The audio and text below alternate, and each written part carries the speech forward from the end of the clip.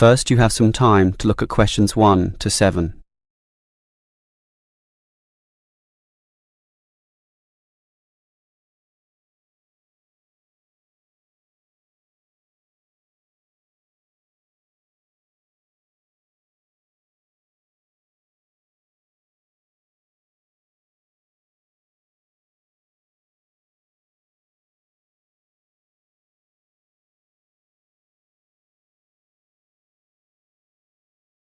Now we shall begin. You should answer the questions as you listen, because you will not hear the recording a second time. Listen carefully and answer questions 1 to 7. Hello, can I speak to... the advert doesn't give a name. Well, the name is Bob, and I guess this call is about the car I'm selling, right? Yes, my name's Francis, and I'm definitely interested. You'll like my car then. Clean, neat, nice. What sort is it?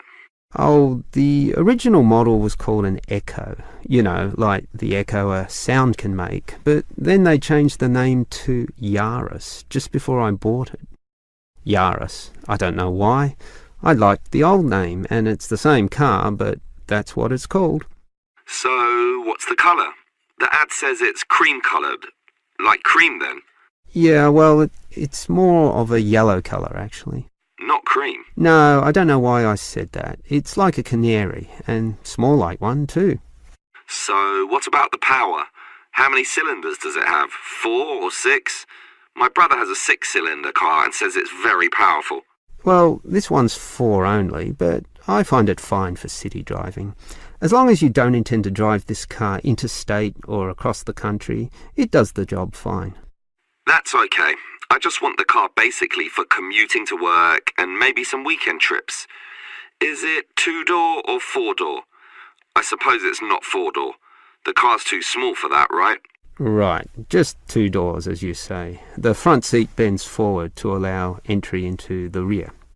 That's fine by me. This car is just for my girlfriend and I anyway. What about accessories? Radio, CD player, anything else?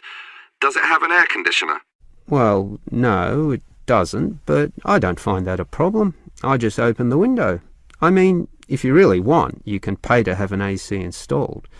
Basically, the only additional feature this car has is a radio, but it's still a great deal. That depends on the price. You say you want $12,800, right? Yep, about that. Well, obviously you expect the price to be reduced to an even figure, right? Well, I don't know. $12,000. $12,500, maybe.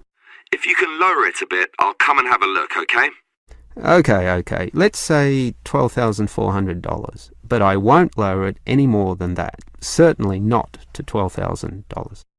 Well, if I can get that better price, I may come over this afternoon. But what year is this car?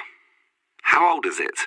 My brother's got a 12-year-old car and it's showing problems. Well, my car was brand new only 3 years ago, but it still looks like it's only been 1 year on the road.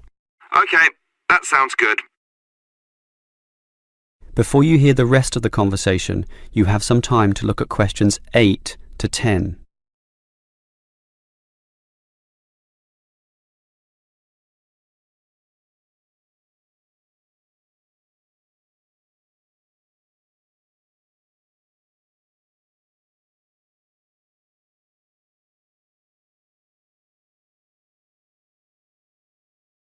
Now listen and answer questions 8 to 10. Can I just ask a few more general questions about this car you're selling? Sure. Can you just tell me why you think it's such a good deal? Of course, I won't necessarily believe you, but just tell me what you think. You can believe me. I honestly think this is a nice car, well worth buying at the price I'm asking. How much registration does it have left? To be honest, not so much, but I think having lots of registration is irrelevant. It's the car you're paying for, the quality and advantages of the engine itself. Well, what about that then? Okay, many people like to accelerate down the freeways, right? There are a lot of speed demons out there who think quickness is all that matters, but basically, people are mostly trapped in city traffic. So one of the things I like is that because this car is small, you can put it anywhere. Say you're in the city wanting to duck into a shop.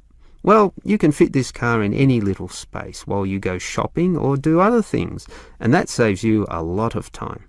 Yeah, but it's not that powerful, right? Oh, sure, the feel of a smoothly purring 6-cylinder engine attracts many people, but I compare my car to those small football players with the tight turning circles, those who can run rings around the larger players. This car is like that. It can turn this way and that way, dodge here, duck in there, sneak around corners, squeeze ahead and grab a position. That's also very useful when travelling in city traffic. Okay, I'll think about it. Sure, think about it, but all these advantages are sound and appeal to other buyers as well. No one holds the same car forever, so you can say exactly the same things that I just said when you want to sell the car. That will make it very easy for you to pass this car on to the next buyer. Yeah, maybe you're right. That is the end of part 1. You now have half a minute to check your answers.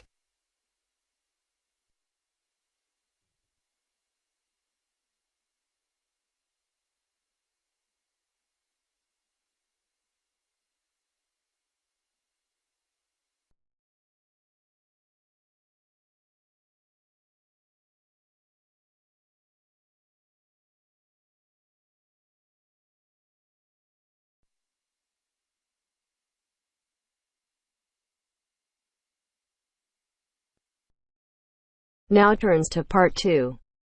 Part 2. You are going to listen to a radio program on sleep deprivation.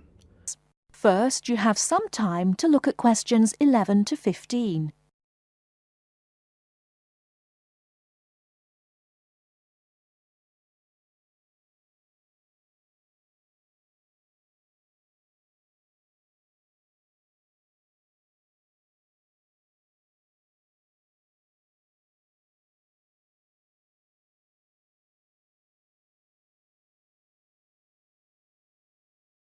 Now, listen carefully and answer questions 11 to 15.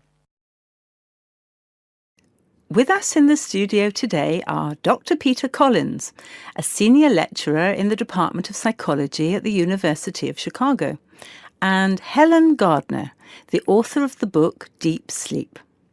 They've come to our studio to discuss the effects of sleep deprivation and also give some tips to the sleep-deprived on how to deal with the problem.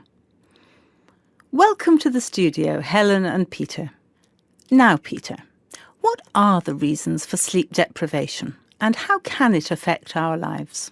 Well, the research into sleep deprivation started in the late 50s and has been going on ever since. Many researchers link sleep deprivation with electricity, television and computers, which have enabled humans to work 24/7. Before electricity was invented, people's body clocks were synchronized with the sun's schedule, and the average time they spent sleeping was 8 to 9 hours a night. By 1975, that average was down to 7 hours, and today 1/3 of us sleep less than 6 hours a day. This leads to a condition called chronic sleep deprivation, which basically means going for extended periods of time with less sleep than your body needs. Chronic sleep deprivation can cause a variety of physical and psychological problems. At its most basic level, loss of sleep can make us more irritable and less efficient, and can affect long-term memory and concentration, which can result in more accidents. According to the latest research into sleep deprivation is the main reason for 3% of plane crashes, 10% of domestic accidents, 20% of accidents at work, and 45% of all traffic accidents. Research into the physical effects of chronic sleep deprivation suggests more serious and significant long-term complications. Research from my university, the University of Chicago, has shown that sleep deprivation interferes with how the human body regulates insulin and sugar metabolism, which can increase the risk of diabetes. People who are sleep deprived have weakened immune systems and are more prone to viruses and other kinds of infections. People who don't get enough sleep have cognitive problems or difficulties processing and assimilating new information. Lack of sleep affects long-term memory and slows down such abilities as judgment and reaction times.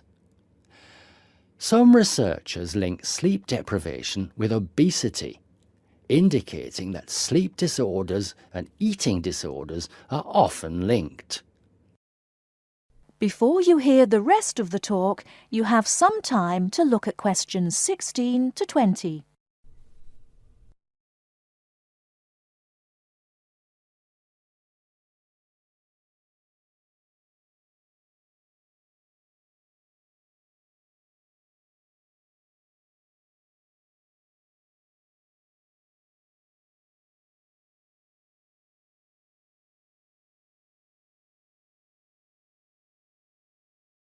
Now listen and answer questions 16 to 20.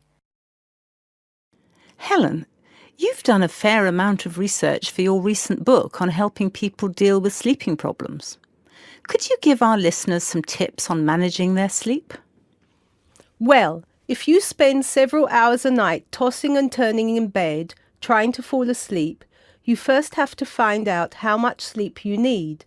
To do so, you'll need to try and sleep 6 to 9 hours a night. Set aside 3 days for the experiment. It's best to do it on a long weekend or a holiday to ensure it doesn't get interrupted. During the experiment, you should go to bed at the same time every night and give yourself 6, 7, 8 or 9 hours of sleep. Then monitor the way you feel throughout the day to find out how many hours of sleep you need in order to feel your best. Once you find out how much sleep you need, you can work on improving the quality of your sleep. The main secret here is to allow yourself 1 or 2 hours to relax before going to bed. You may want to try and have a warm shower or bath before going to bed. Doing some quiet activities such as reading or filing can help some people relax. A warm drink in bed helps to induce sleepiness. Some people take up yoga or meditation to help them relax at night. Different techniques will work for different people, so it's best to experiment and find the one that suits you best. You should definitely avoid using technology before going to bed. Activities such as playing video games, watching TV, and others which require you to use your attention can stop you from falling asleep. Avoid eating before going to bed. A late dinner can disrupt your sleep. Not only is going to bed with a heavy stomach bad for digestion and can make you overweight, but it can also keep you awake for hours. Caffeine-rich drinks can increase your heart rate, which can stop you from falling asleep. Energy drinks also have the same effect on your body. You should avoid drinking these at night. The same goes for vigorous physical exercise such as weightlifting or working out on a treadmill. In many cases, you can reset your body clock and make it tick for you by changing your lifestyle.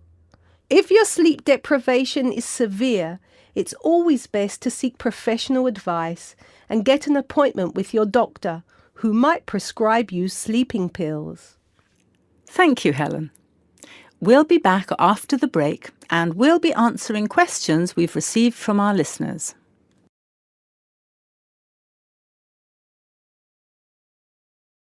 That is the end of part 2. You now have half a minute to check your answers.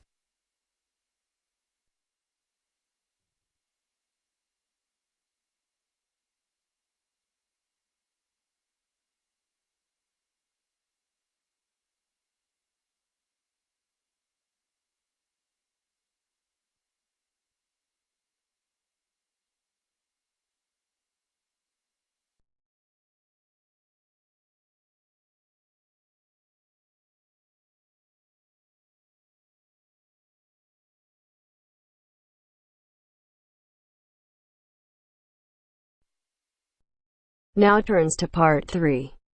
Part 3.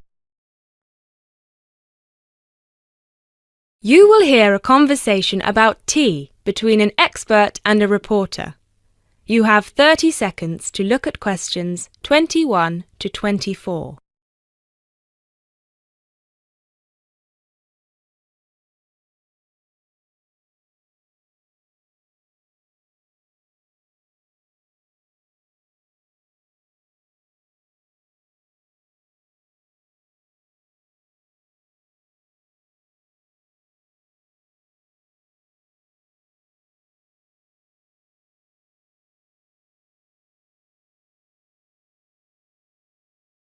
Hi, Jacob. Thank you so much for coming along today. It's my pleasure. I'm very intrigued about what a tea meditation entails exactly. Well, it's very simple, really. I think the first thing you need to keep in mind is that it is mostly about leaving everything that you have been thinking or worrying about today to one side. Really focus on the present moment. Oh, it sounds great. I certainly don't know very much about tea, and I'm keen to get started. But before you go into more detail, can I ask you what your favourite kind of tea is? Well, I think the kind of tea we are going to have today is my favourite. It is pu'er tea from Yunnan province in southern China. What makes this tea special? Pu'er is a dark tea. The regions of Yunnan, the north of Vietnam and Laos, have one of the best climates for growing tea in the world. Pu'er is a post-fermented tea. Oh, what is a post-fermented tea exactly? It is a tea that has undergone a period of aging in the open air. They age the tea for days, even years. The exposure to humidity and oxygen help to oxidize the tea leaves and encourage fermentation. This changes the smell of the tea and also removes a lot of bitterness from the taste. It sounds similar to the process of aging wine. The process is different, but the effect of aging on the taste is certainly similar. Does this mean the tea can be quite expensive? Absolutely. It can be very expensive. The tea is usually pressed into balls or cakes and sold. At one time, only tea enthusiasts cared about buying these cakes, but now many people have realised that they are an investment, and so buy them like they would buy gold, because the price goes up a lot over time. Before you hear the rest of the talk, you have some time to look at questions 25 to 30.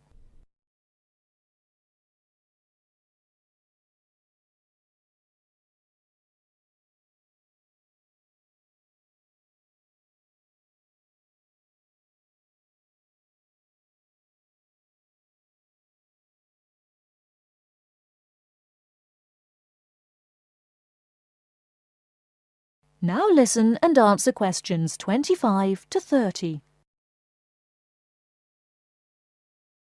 So now I want you to focus on clearing your mind of anything other than this present moment. Let go of any concerns.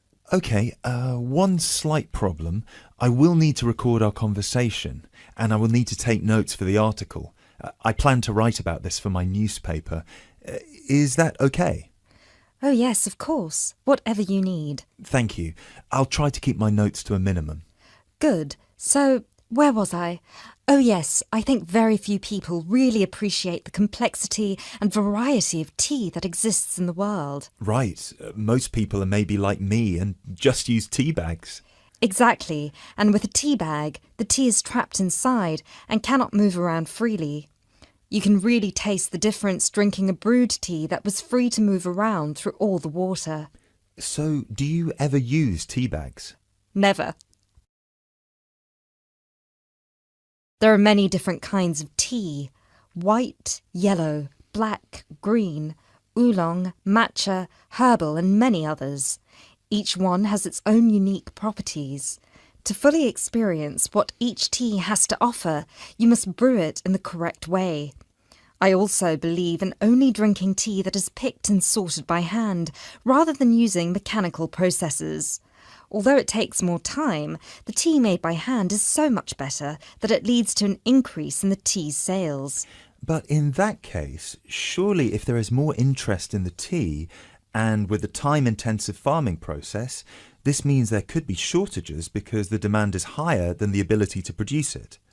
There were shortages for a while, but then an artificial fermentation process was developed in the 1970s, which helped to speed up the fermentation times. As I mentioned, this process has an ageing effect on the taste of pu'er tea that is very similar to the effect on the taste of wine that you get from that fermentation process, though for pu'er tea today, we're talking about that artificial process. How can they do this artificially? The farmers gather the tea leaves into a big pile, then cover it with a large sheet or tarp. They spray water on the tea every now and then, and therefore fermentation happens faster. Usually, the tea is left for 30, 45, 60, or even 90 days still. The farmer will check the tea every few days, and just by the feel of the tea, he knows whether it is ready or if it needs more time. Wow, that sounds like a fascinating process. I never realised that there was such a science behind producing tea. Well, now you are ready for the best part, the tasting of it. That sounds like a very good idea to me.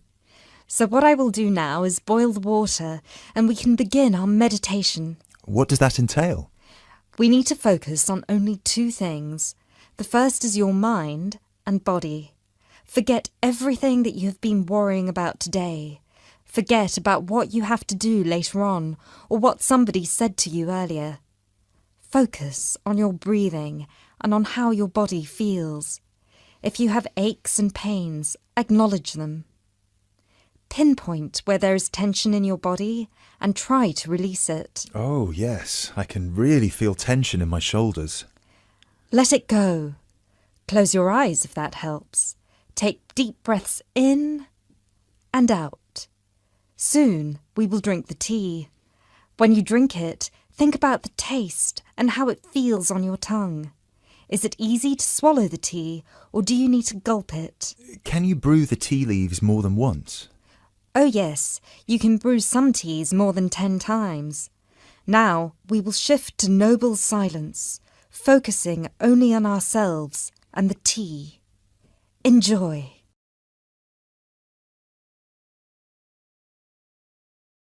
That is the end of part 3. You now have half a minute to check your answers.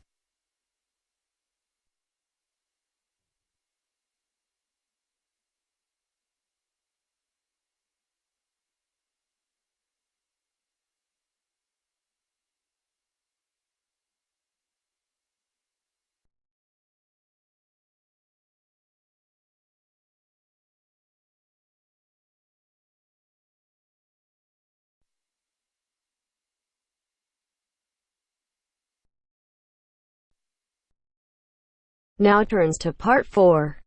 Part 4. You will hear a talk about the pitfalls and pleasures of being a postgraduate student. Look at questions 32 to 37.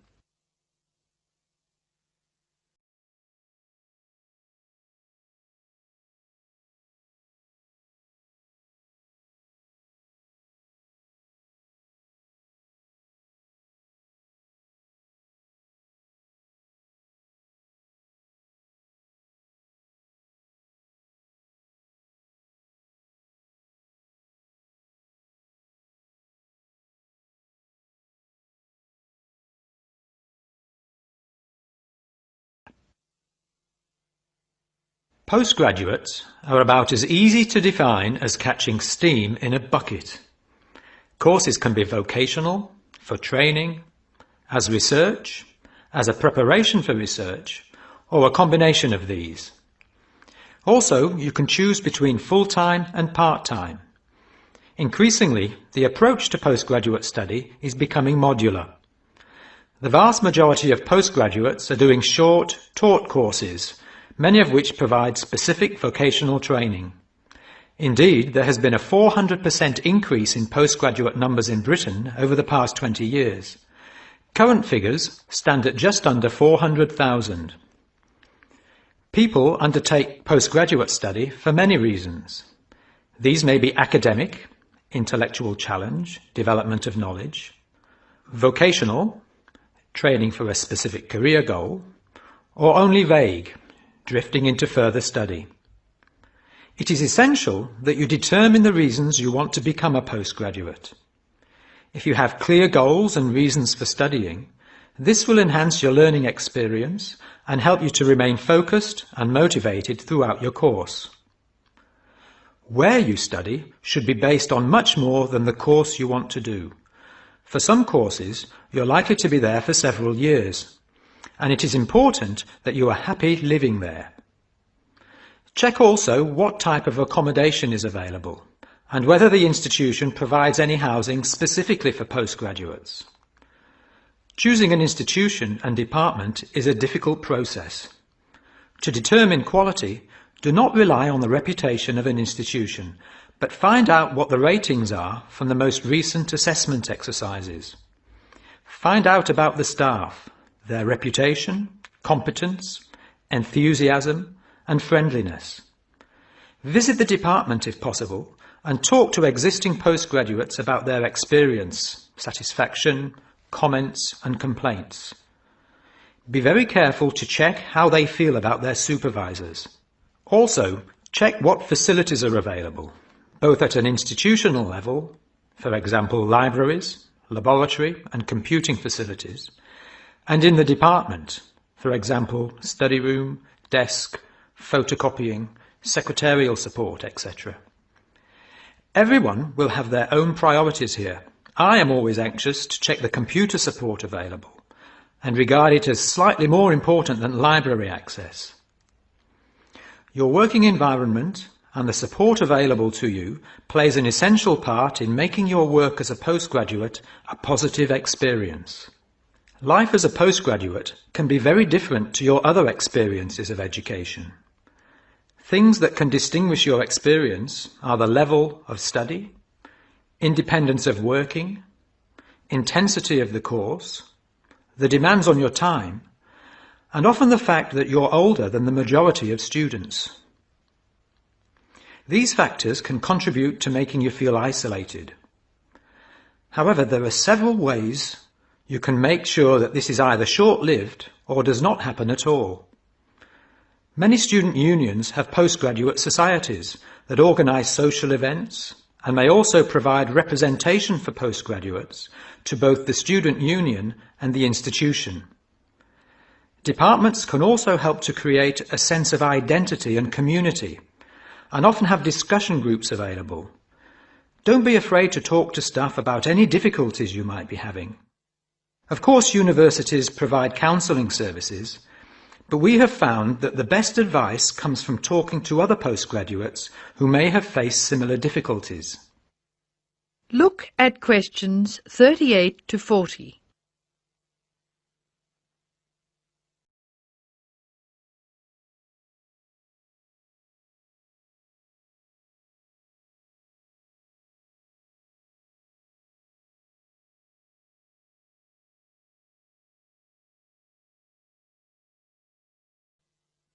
Financial planning is essential, since the government excludes postgraduates from student loans, and it can be difficult to maintain your student status with banks.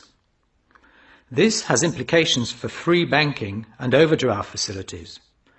Do not underestimate your living costs, including food, accommodation and travel. And be careful not to budget for everything except a social life. Funding a course is one of the most challenging things people face when considering postgraduate study. Most postgraduate students finance themselves. They pay often very large fees to the institution and receive no maintenance income to support their study. Make sure you know exactly what your costs will be. Institutions often hide extra fees, like laboratory costs, behind the headline fee rate advertised. Funding can come from various sources: research councils, charities, trust funds, institutional scholarships, local education authorities, and professional bodies and organisations all offer various levels of funding. As I said before, the government excludes postgraduates from student loans, so it is essential you look to other sources. Career development loans are available from high street banks. The best advice on funding is to be proactive, persistent, and patient. The postgraduate community in Britain is multinational, has a wide range of experience of life and work, and an exciting mix of goals, both career and academic. Being a postgraduate student should be a productive and fulfilling thing to do, and you will become part of a diverse and motivated social group. That is the end of part 4. You now have half a minute to check your answers.